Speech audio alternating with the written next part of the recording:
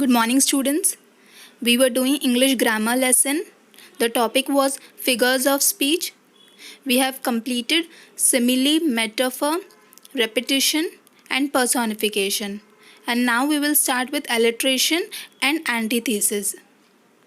The definition of alliteration is it is a poetic device where series of words, usually two or more, have the same first letter or sound, which means in a sentence there will be two or more words where the starting letter will be same. For example, she sells seashells by the seashore. Here the sound of the letter S is repeated for the poetic effect. Next example is sheep should sleep in a shed. Here we see that the sound of the letter S is repeated for poetic effect. In such a case, it is an example of alliteration. Next one is the bee buzzed by the bird. Here we can see that sound of the letter B is repeated. Hence again this is an example of alliteration. The next and the last figure of speech that we are going to do is antithesis. The definition of antithesis says when two words which are opposite in meaning are placed together in a sentence, it forms an antithesis. Which means in a particular sentence, a pair of opposite words or opposite ideas are placed together. Opposite words can be like open, close, pull, push, dark, light, etc. Like in the given example, they promised freedom and provided slavery. Here, freedom and slavery are two opposite words which are used in the same sentence. Hence, it is an example of antithesis. Next one is to err is human, to forgive is divine.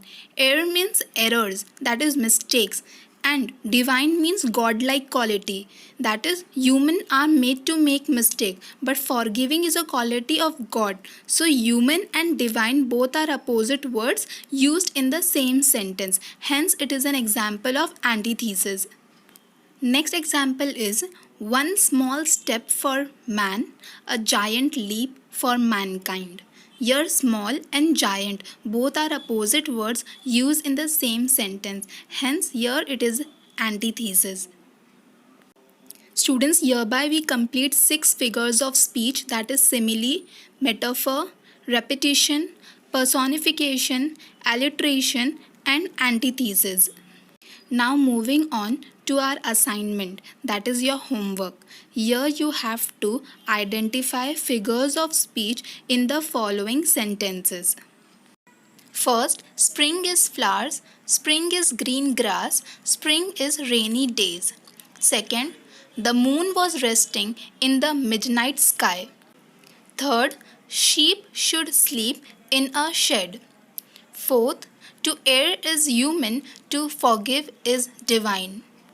Fifth one, my life is a movie. Sixth, the students were as busy as bees.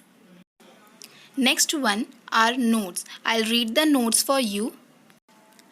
Name and explain figures of speech in the following lines.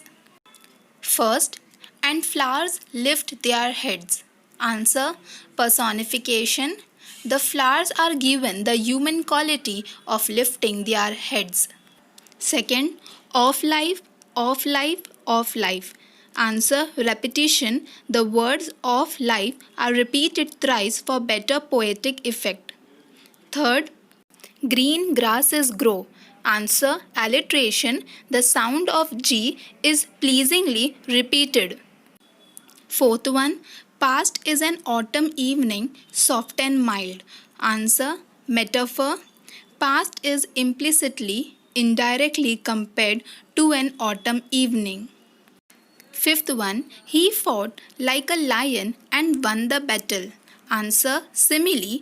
The bravery of a person in fighting is compared to that of a lion.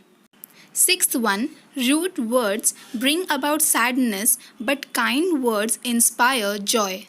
Answer, antithesis.